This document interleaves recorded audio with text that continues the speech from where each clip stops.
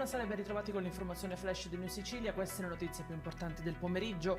In apertura quanto accaduto ieri mattina a Palermo, esplosi 14 colpi di pistola contro la porta di un'abitazione del quartiere Zen.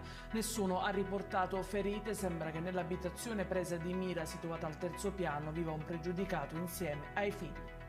Rubata l'auto del presidente della Confcommercio Messina, Carmelo Picciotto, quest'ultimo è anche titolare di un locale situato a Piazza Duomo, solo qualche mese fa aveva subito un'aggressione da parte di alcuni soggetti poi identificati e rinviati a giudizio.